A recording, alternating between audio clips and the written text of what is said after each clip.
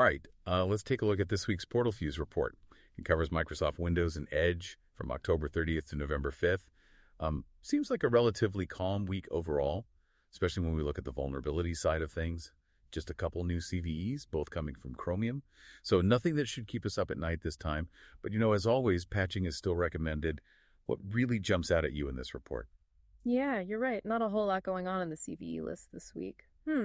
What I find interesting, though, is we've got some of those known issues sticking around, and there's a new one that popped up that's causing a bit of a stir, especially for anyone managing those Windows environments with a lot of WPF applications. Oh, that does sound like something worth taking a closer look at.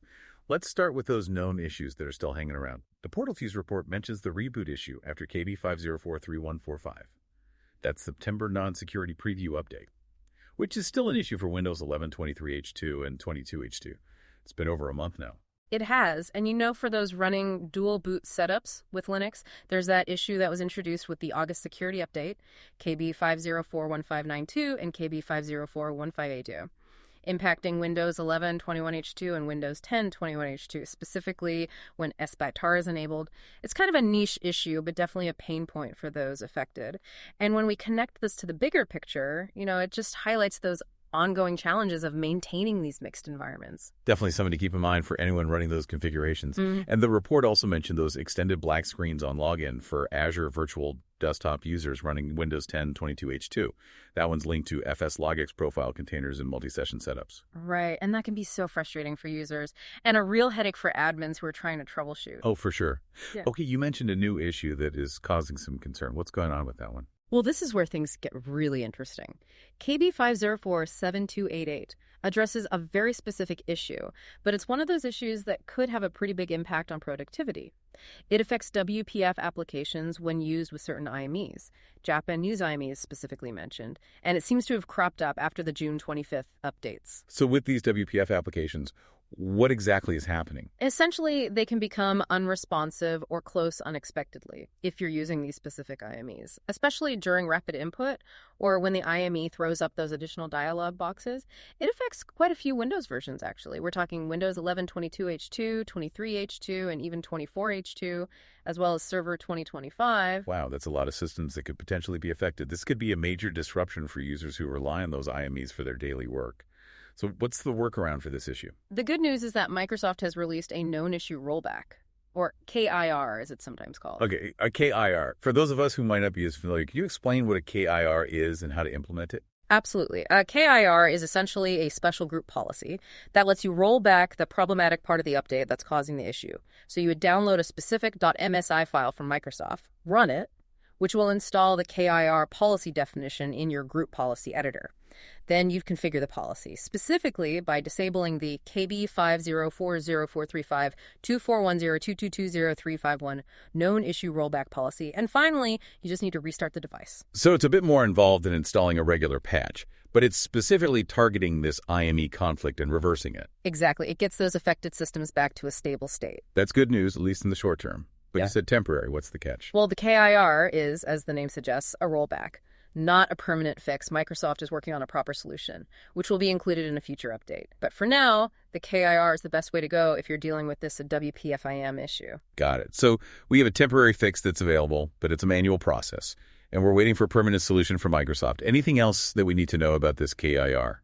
Just the documentation from Microsoft, it details how to deploy and configure this group policy, even in hybrid Azure AD or Active Directory domain services environments. So you're covered regardless of how complex your setup might be. That's good to know. So we've got the KIR to get things running smoothly again while we wait for a permanent fix. For those of us managing these systems, what does this all mean? Well, if you have users who rely on IMEs, particularly those Japanese IMEs, in any of those affected Windows versions, getting that KIR in place is probably a top priority to prevent disruptions in productivity loss, and of course, keep an eye out for that permanent fix coming in a future update. Excellent advice. So we've covered the CVEs, which are thankfully pretty straightforward this week, and unpacked this rather intricate WPFIME issue and its temporary workaround. Is there anything else from the report that you think is worth highlighting before we move on? It is interesting to see these known issues just sort of sticking around, sometimes for weeks. Really makes you think about the testing and validation process behind these updates and how they're impacting these real-world systems. Yeah, for sure. It's a complex ecosystem out there. So many different hardware and software combinations. It's got to be a monumental task for Microsoft to catch every single potential issue before an update goes out. Especially with the accelerated pace of updates these days, it's this constant balancing act between getting those security fixes out quickly and making sure that things are going to be stable across the board. It's a tough challenge. There's no doubt about that. Yeah. But it really underlines the importance of staying informed about these known issues and having a plan to deal with them proactively. Yeah, I completely agree. Whether it's strategically delaying updates on those mission-critical systems or having those workarounds ready to deploy, or even just being prepared for that flood of user support calls. Knowledge is power in these situations. Yeah. The more we understand about these potential issues, the better equipped we are to handle them when they show up. Well said. Okay, shifting gears a bit. Something that's been on my mind lately is this evolving nature of security threats. It seems like every week there's a new type of attack, a new vulnerability being exploited. It's like the threat landscape is constantly shifting beneath our feet. What are your thoughts on this? Oh, it's a very dynamic landscape for sure, always changing. What I find so fascinating is how attackers are becoming more sophisticated, more targeted, and much more persistent. They never stop innovating, always finding new ways to exploit vulnerabilities and bypass our defenses. It's definitely not just about those simple malware infections anymore. We're seeing nation-state actors, ransomware gangs, highly organized cybercriminal groups with some serious resources at their disposal. Exactly, and the tactics are always changing. It's like an arms race. As soon as we develop new defenses, they find new ways to get around them. This means that we can't just sit back and wait for the next attack. We need to be proactive, anticipating threats, strengthening our defenses, and being ready to respond quickly and effectively when something happens. So we need to adopt this multi-layered approach, encompassing technology, people, and processes. It's about strong security policies, having a robust incident response plan in place, but also educating users and fostering a security-conscious culture. Absolutely. And we can't forget about collaboration, sharing information, best practices, and threat intelligence. That's crucial. We need a united front against cybercrime. So we've got this evolving threat landscape, this constant back and forth between the attackers and defenders. What does this all mean for those on the front lines, like our listeners, the people who are responsible for defending their organizations against these threats? It means that their job is more challenging than ever before. But it also means that it's incredibly important. They are the guardians of their organization's data, their systems, their reputation. It's a big responsibility. Yeah. But it's also a real opportunity to make a difference. Exactly. By staying informed, being proactive, and working with others, they can make a huge impact on their organization's security posture. And contribute to a safer, more secure world online is a fight worth fighting. Well said. Okay, we've covered quite a bit of ground here. We talked about the complexities of updates and their occasional hiccups, and explored this evolving threat landscape and how important that proactive security is.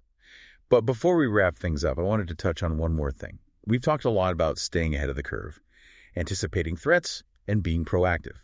But in a world where technology is advancing so rapidly and the threat landscape is constantly changing, what does it even mean to be proactive in cybersecurity today? That's a great question, and it's one that I think a lot of security professionals are struggling with right now. For me, being proactive in cybersecurity these days means moving beyond that reactive, that checklist-based approach. It's about embracing this mindset of continuous learning, adaptation, and anticipation. So it's not just about checking those boxes and complying with the latest regulations. Right, compliance is essential, of course, but it's really just the starting point. Proactive security means constantly evaluating those defenses you have in place, always looking for those weaknesses, and thinking about how attackers might try to exploit them. That makes sense. But how do we actually do that? What are some practical steps our listeners can take to move beyond just reacting? Well, one really important thing is threat modeling. This involves systematically analyzing your systems and applications to try to find those potential vulnerabilities and attack vectors. If you can think like an attacker, you can proactively fix those weaknesses before they're exploited. Makes sense. But threat modeling can seem pretty daunting, especially for those really complex systems. Are there any tools or frameworks out there that can help make this process a little easier? Oh, absolutely. There are some great frameworks you can use, like Stride and Pasta. They can provide a more structured approach to threat modeling. And then you have tools like the Microsoft Threat Modeling tool that can automate some parts of the process for you. Okay, so threat modeling is one piece of the puzzle. What else should security pros be focusing on to stay ahead of the curve? Another crucial thing is just staying informed, keeping up with the latest threats and vulnerabilities. This means keeping up with security news, going to industry conferences, participating in those online communities. It's about constantly learning and staying connected. Exactly. And of course, we can't forget about red teaming and penetration testing. Regularly testing your defenses with those simulated attacks can really help you find those vulnerabilities and weaknesses that you might have missed. Like giving your security a real-world test. Exactly. It's a great way to validate your defenses and make sure those incident response plans actually work. So threat modeling, staying informed, red teaming. It seems like proactive security takes a lot of continuous effort and a real willingness to adapt and learn. It does. But in this threat landscape we're facing today, that proactive approach isn't really optional anymore. It's essential. Well said. All right, I think we've covered quite a bit in this deep dive into the PortalFuse report. From those relatively minor CVEs to those persistent known issues and that interesting WPF-IME challenge.